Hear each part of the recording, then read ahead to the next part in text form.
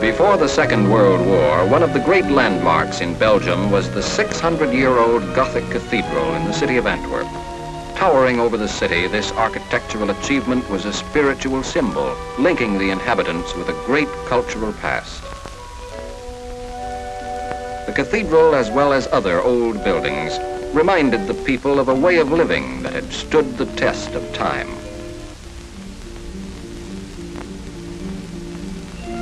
Another aspect of Antwerp before the war was a forward-looking, energetic spirit. Antwerp built the first skyscraper in Europe, 25 stories high. Selecting the best from the past and the present, the people preferred a mild attitude toward life. They looked with contempt on the fascist ways that had developed in Nazi Germany, a short distance away. Antwerp, since the Middle Ages, had been a trading center. Its port was the greatest on the continent of Europe. The harbor, with its vast machinery capable of handling tremendous volumes of import and export trade, brought Antwerp into close contact with the world outside the city.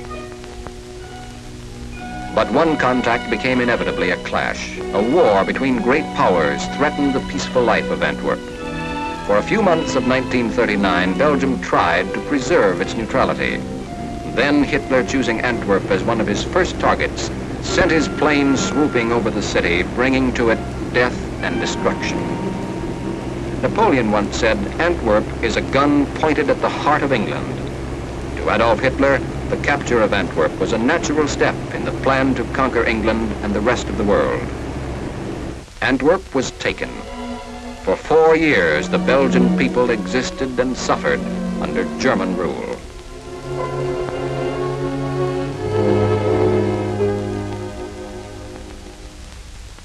Finally, the Allies invaded the continent, bringing the hope of liberation to the conquered peoples of Europe. As the invasion proceeded, supplying the forces became an increasingly severe problem. The beaches became a crowded bottleneck of supply. The Allies needed a major harbor to feed the tremendous drive toward Germany. The enemy knew this. They bombed and wrecked Le Havre and all the large ports along the northern coast of France. Deprived of harbors, we found roads were the only answer. Roads became our lifeline, stretching farther and deeper into France. Supplies moved over one-way routes in a 24-hour delivery system now famous as the Red Ball Express. Day and night, the trucks rolled along the roads of France, bringing gasoline, ammunition, and food to frontline depots. The huge Allied force in France had only one small port, Cherbourg, through which supplies might flow. Cherbourg was hundreds of miles from the fighting front. The lines were stretched to the breaking point. We needed a port desperately. Antwerp, Germany's key to the invasion of England, could unlock the door to Germany. In a sudden 8-hour thrust of 110 miles, the British 11th Armored Division fought their way to the city. The troops rolled through the outskirts of Antwerp almost unchallenged. Several months before, no one would have dreamed that Antwerp was to be taken so easily. For 4 years, the people of Antwerp had known only oppression. Now the suddenness of liberation was overwhelming. In one day, life in the city changed entirely. The Belgian underground came out into the open, cleaning up small pockets of resistance. The thrilled inhabitants couldn't wait to express their happiness. During the day of liberation, there was street fighting one moment and rejoicing the next.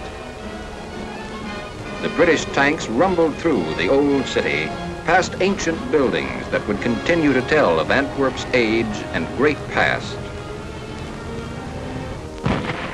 Moving out into the edges of the city, Allied forces met stiffened resistance as the Nazis made a last-ditch but hopeless stand. In the dock area, German snipers remained to cause some trouble, but Canadian troops soon pushed them back across the Scheldt River. Ultimately, the dock area was cleared, although German troops held on for a while in the islands guarding the entrance to the port.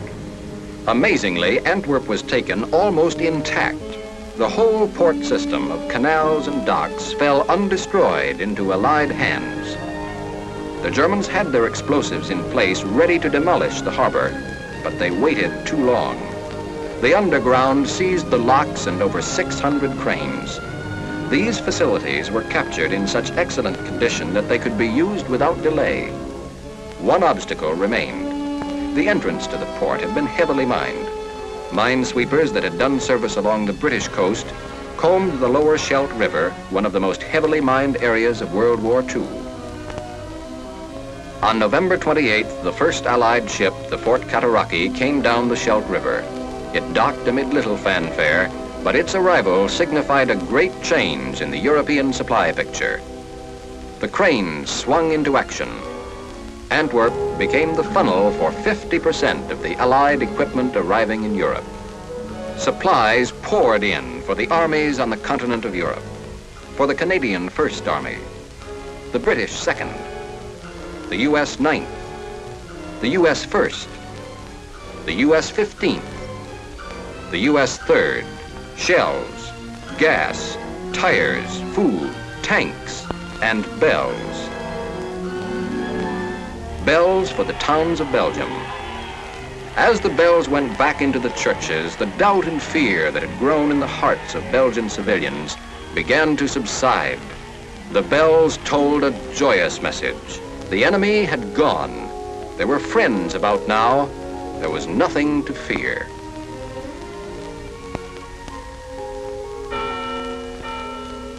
And then suddenly, the flying bomb. 1,000 pounds of dynamite capable of vast destruction. The bombs were aimed at the port of Antwerp, the port so vital to the Allied invasion of Germany. It was the Germans' trump card, and it was being played in earnest. The number of bombs that rained down on Antwerp steadily increased.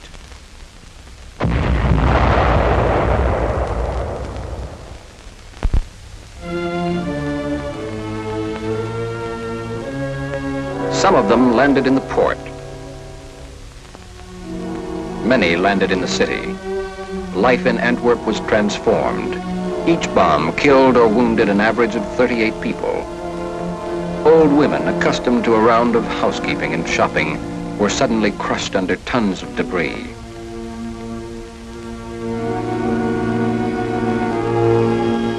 The lives of children playing in the streets were violently interrupted.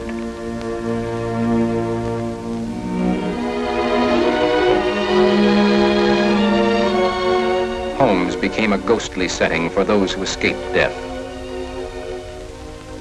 Antwerp, its port and its people, would have been wiped off the earth were it not for the defense system known as Antwerp X. The story of Antwerp X began before the bombs came. Allied intelligence knew that the Germans had been building launching sites east and southeast of Antwerp. Counter preparations had been made.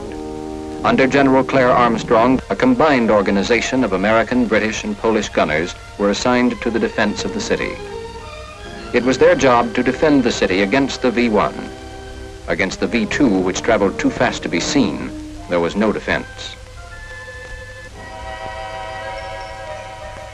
We knew that the German attack could come from many directions. Our strategy was one of shifting defenses.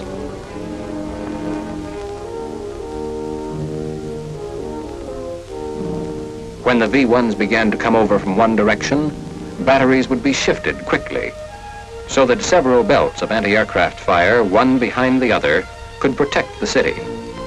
To make this strategy a success, new lines of attack had to be expected, and anti-aircraft units had to move quickly from one position to another.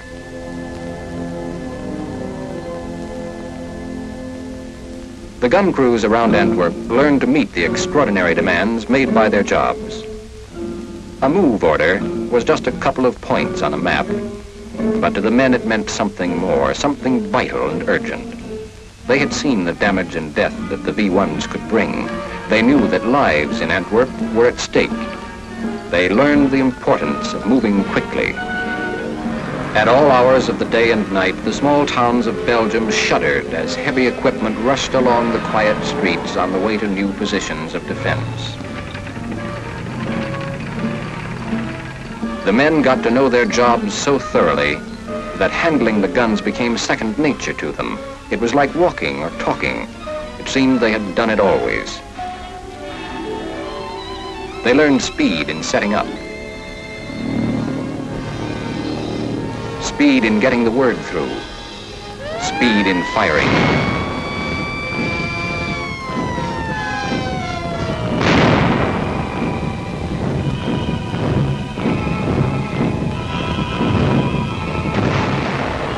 They learned accuracy. When the bombs first came, our gunners shot down only 1 out of every 2 bombs. Before the shooting was over, they were bringing down better than 9 out of 10. It wasn't the gunners alone. At each step in the process of bringing down a bomb, there were men whose place in Antwerp X was vital. Observers moved far forward into front-line positions to spot the V-1 soon after the takeoff from Germany. From these forward outposts, they flashed the earliest warning of an approaching bomb. Back at the battery, the signal comes in, and the gunners go to work. In a matter of seconds, each man is at his post, doing the job upon which all Antwerp was depending. A job of cooperation, a team of American and British troops blending its efforts. Through rapid estimations, the course of the bomb was plotted.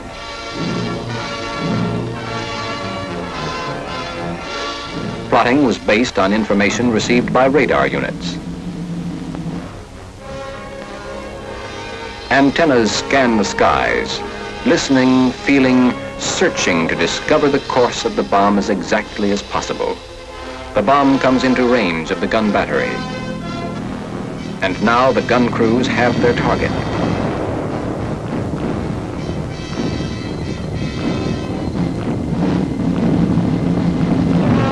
When one belt of guns failed to bring down a V-1, there was at least one other battery backing up the first. Sometimes 4 and 5 belts of guns guarded the bomb lanes to Antwerp.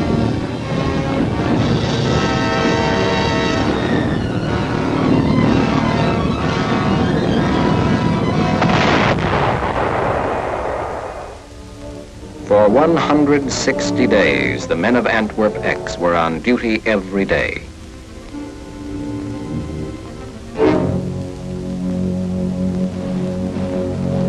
And there were few nights when a man could get continuous sleep. Sooner or later, there came an ominous sound in the night. The motorboat of the skies, and the V-1 flickered and glowed like a tiny firefly in the darkness.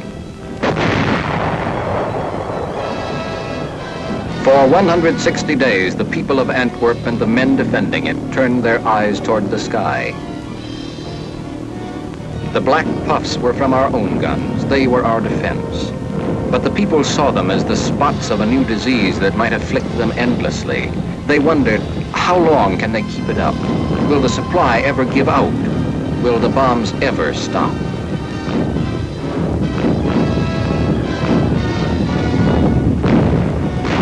On some days, there was a fine sky, perfect weather for a holiday. But this was not typical winter weather. More commonly, skies were gray. Often the targets were blurred by fog.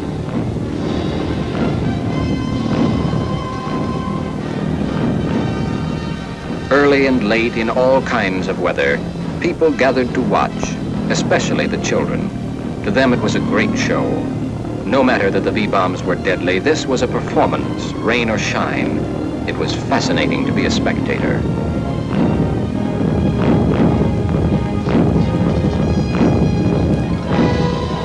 But to the civilians, it was a matter of life and death. Their homes and their city were in the balance. The gunners were their protectors and defenders, their only hope against the deadly weapon in the sky. Action was frequent. The outcome was always in doubt. Sometimes a hit was freakish, damaging the flying mechanism so that the bomb hurtled to the ground in a crazy spin. To the gunners, life went on, a round of work and little sleep. The season changed. Winter was a new plague, adding discomfort to danger. There was cold and mud. Through the winter, Germany continued to hammer Antwerp with V-1 and V-2 bombs. thousands of buildings were totally destroyed and many thousand more were severely damaged. People in the city were dazed. Those who had lived all their lives in Antwerp were suddenly lost in their city. The children looked on, not understanding. The wreckage was beyond their comprehension. But the V1 left its mark on them physically and mentally. Then, in the early part of December, there were 5 days of quiet. There was no putter of V1 bombs. There were no V2s. The sky was silent. But though there were no targets, the air was charged with danger. This calm was false and sinister. Each man felt it. The enemy had stopped for a reason of their own. That was something to worry about. Then the silence broke.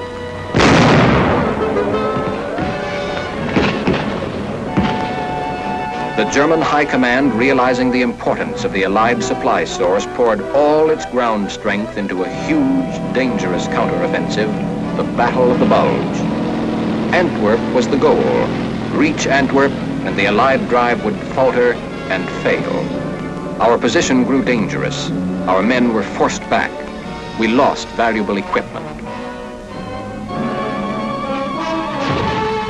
The Allies met the drive, throwing everything they had against the enemy, every man, every piece of equipment. Our highly specialized army rushed cooks, clerks, and cartographers into front-line fighting positions. Standard fighting methods were thrown overboard. Anti-aircraft guns fired point-blank into the enemy attack. But although the Allies suffered great damage, the result of the Battle of the Bulge was now clear. Von Rundstedt never reached the city that was his destination. Through it all, the port went on operating. The Belgian dock workers, heroic in the face of constant danger, continued to bring in the materials that were to reach the front in time for final victory. Truckload after truckload rolled through the streets of the city to the Western Front.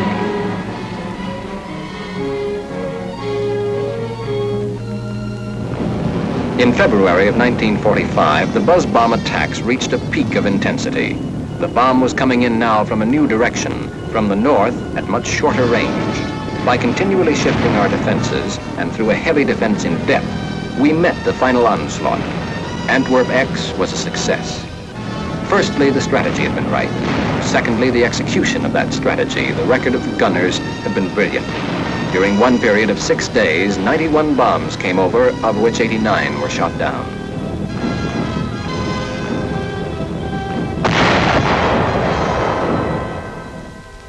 The number of bombs that penetrated the defenses of Antwerp were only a small proportion of the destructive avalanche that might have reached the city.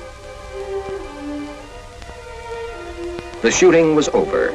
Hundreds of thousands of rounds of ammunition fired into the sky had saved a city and protected a vital port. Antwerp X had played a major role in bringing the war in Europe to a rapid conclusion. Antwerp survived a war while being in the very center of it. The people had paid a price in lives and property. But beneath the surface, there had been a profound change. During 4 years of terror and suffering, they had gained a deeper understanding of human values, a renewed love for their traditions of culture and goodwill. The citizens of Antwerp look about them now, at the old buildings, the old landmarks, still standing, reminders of the destruction that might have come to them, reminders of the evil that might have afflicted them not for 4 years, but for 40 or 400. Their city lives on, a monument for the whole world to see, an affirmation of the good that is in mankind, that can survive.